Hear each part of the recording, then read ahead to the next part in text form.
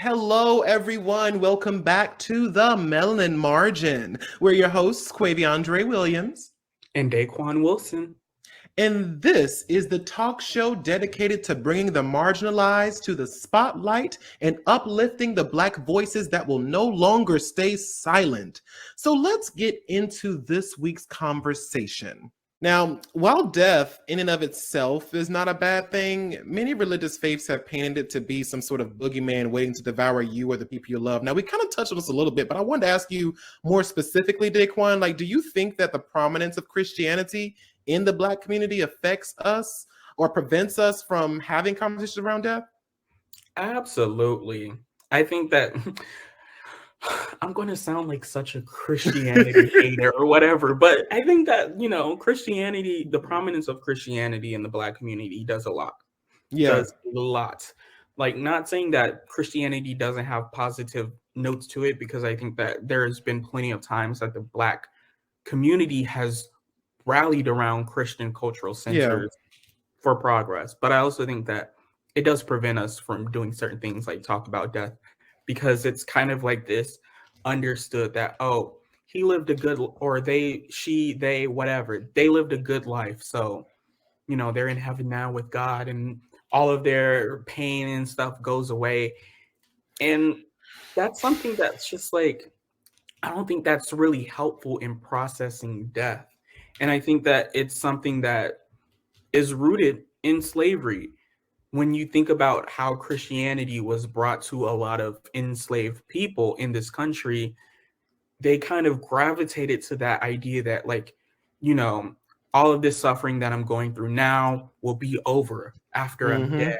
And it's carried on through like the different generations, even to today, where it's just like, yes, they're dead, but they were suffering while they were here, and now they're in a better place.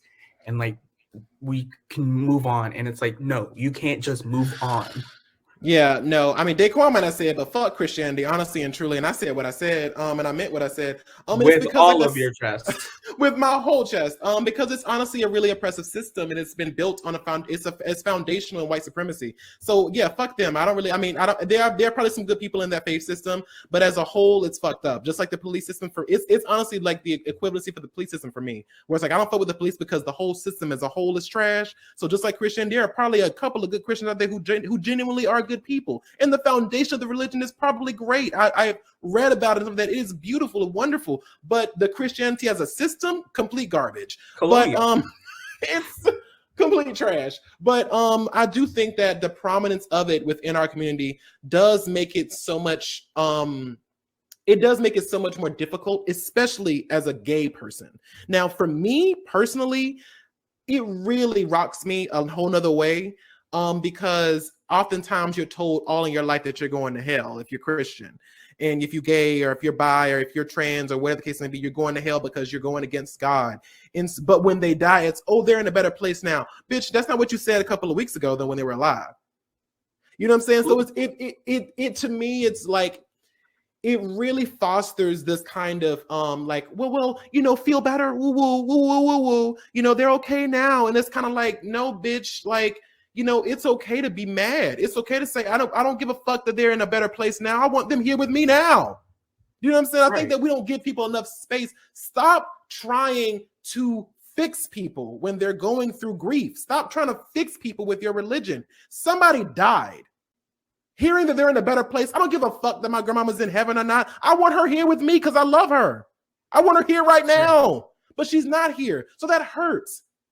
You know what I'm saying? And once again, like I said, it's one of those things where people really get into that whole issue of like, oh yeah, they're in a better place. Whoa, they're in a better place. And it's kind of like thoughts and prayers. Yeah, and it's like, fuck all of that. Like, I don't give a fuck where you think she is, or if she's in some whatever the case. I don't give a fuck about none of that. I'm hurt because my grandmother passed away, or my partner, or whatever has passed away. They are dead right now. I am hurting, and I want them here with me. Fuck all of the shit that happens after, because I'm not there. I'm here right now in the present. So I think that while I think the intention behind it is to try to find some healing, I do think that people need to give people the space to be in pain. and stop trying to fit. Because that's, I mean, like I said, that's the shit that really pissed me off, you know, why I got so angry in that moment, you know, because it was just like, like people would tell me all the time, you know, she's in a better place now. It's kind of like, bitch, fuck all of that. I'm hurting. You know what I'm saying? And that's, and that, Right. you know what I mean? Am I making sense here? Because I know it's a little bit, you know, a little rough, No, but I just, I'm glad you brought that up, because while we're on the topic of Christianity, I think we have to talk about Christianity, and a lot of religions across the globe just have this, you know, selfless mentality where it's just like, you know, they're going off to a better place, and, you know, think about the bigger picture, thinking about your yeah, relationship with God and how you can be strong and all of this stuff. And to focus on you and focus on your feelings, it's seen as being too worldly, too exactly. selfish. Taking time for yourself is seen as being selfish. And I'm like, excuse me? Yeah, If I can't be mad that somebody close to me has passed away, I don't want it. I don't get about exactly. my face, because I need to focus on me right now. It is Yes, not selfish to focus on yourself while you are grieving. It is not selfish to be upset. It is perfectly valid. Every If you believe in God, God created all of these emotions, so you better feel them. exactly. And that's what I keep saying. Like, it used to piss me off so much. But she's in a better place, and she's in a better place. And I'm kind of like, fuck that. I want her here. I want her here. Yeah, good for her, and yeah, good. That's good and all that. That's, you know, whatever. But I want her here right now. And I think people don't understand is like that's what you're feeling in those moments. You know, you don't really care. You don't really give a fuck about, oh, they're in heaven and they're at peace and whatever, and all that good stuff. Maybe in a few years, maybe in a few months, maybe depending on how fast you can process or whatever the case may be. But truth be told, most people, we don't give a fuck about where they are right now. You We can't care that they're change it. not here. You can't change it. Yeah, we don't, you know, we can't change it, but it's like we don't give a fuck about them being somewhere else. We want them here. And that's what I think people don't understand about grief is that people are not people are, we are of course subconsciously probably aware that, you know, we hope, if you're religious or whatever, you hope that they're in the next place or the next plane, and they're finally in a better place or at peace or whatever the case may be. You have that, you know what I'm saying, that understanding in your mind. But like I said, in the moment, don't go around just being like, well, she's not suffering anymore, she's at peace.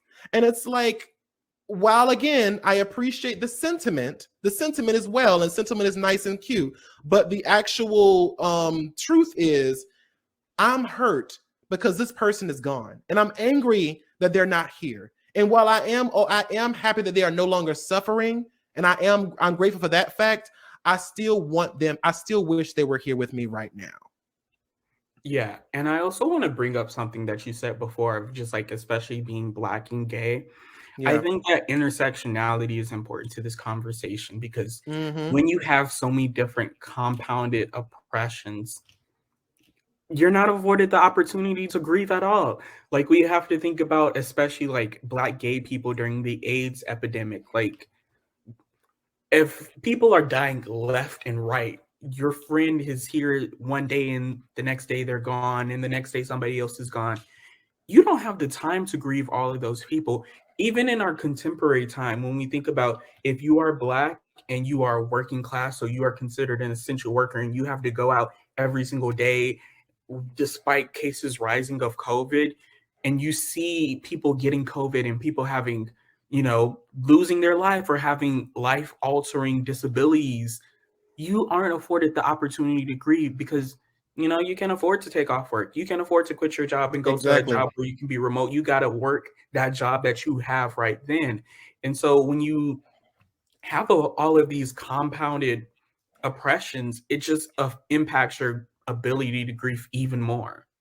Exactly. Like that's why I say, like, it's just one of those things where it's like we are so focused on trying to heal someone and say feel better, that we're not, when people die in my life, when people have died in my friends' lives, or the case may be, you know, I'm always like, if there's anything I say the thing, you know, the great adage, like, you know, if you need anything from me, I'm a listening ear. If you need me, whatever, I'm here for you. If you don't need me to talk about it at all, I don't, you know, I don't bring it up unless they want to bring it up. You see what I'm saying? And I think people need to get Right. into that kind of mindset of just letting people have that space. And like, of course, like I said, I'm not like, and I want to clarify what I mean. Like, I'm not saying that because I did come off a little rough when I said it, but like, you know, it's not that I don't care that my grandmother's in a better place, that she's at peace or whatever the case may be, but I do think that there is a nuance to letting people just let people have that pain and say, you know what, this person is dead and I'm angry that they're dead, and I want to sit in that for a second.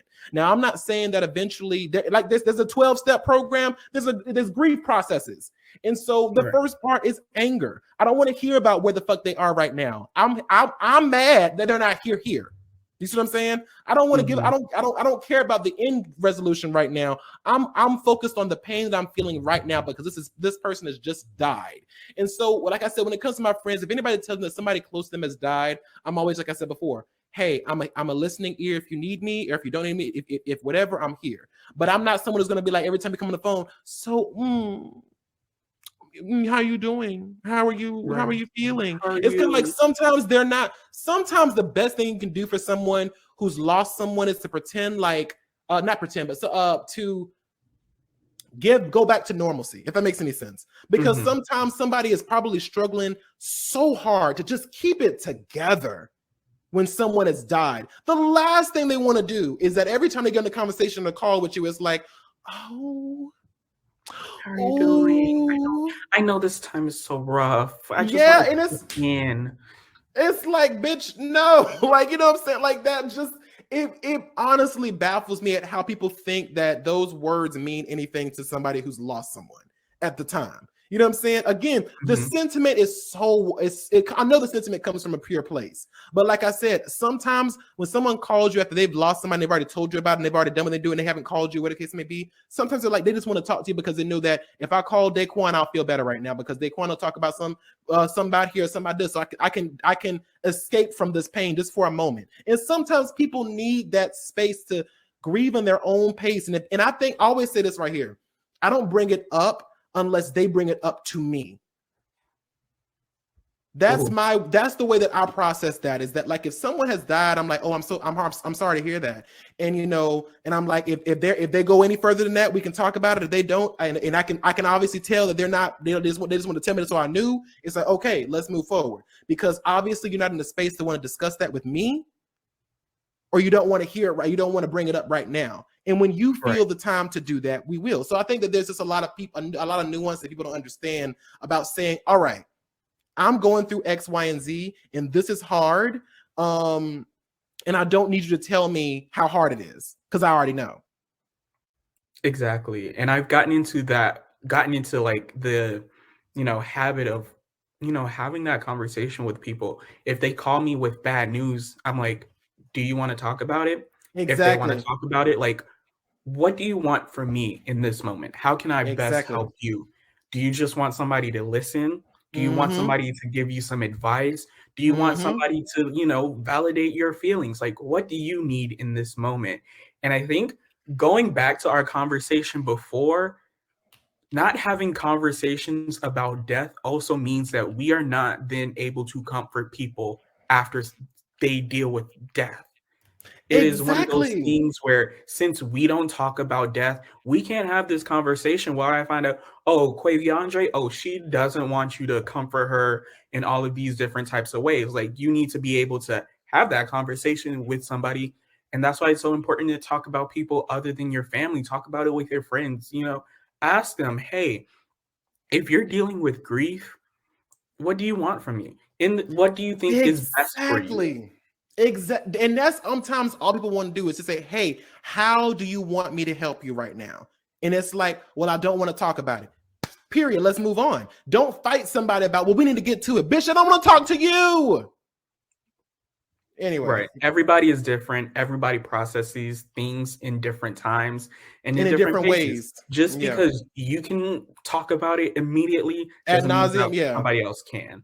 And I think that that's also that level of like just nuance of knowing, like, at the end of the day, some people don't want to talk about that pain so much so at that present moment, and understanding that, okay, listen, even if this goes the same way with people who are in the same relationship, like if you have someone who's like a brother or sister, whatever, and y'all both grieve, it's kind of like, understand that person is not going to, maybe that person doesn't want to talk about losing their mom right now. Maybe they don't want to talk about losing the same mom that y'all, or the same father you lost. Sometimes people be like, listen, hey, I just want to breathe right now. I just want to breathe. And I know that you need somebody. You might need to talk to somebody else right now because I can't have that. Also, that's boundaries. That's another episode. That's another episode right there.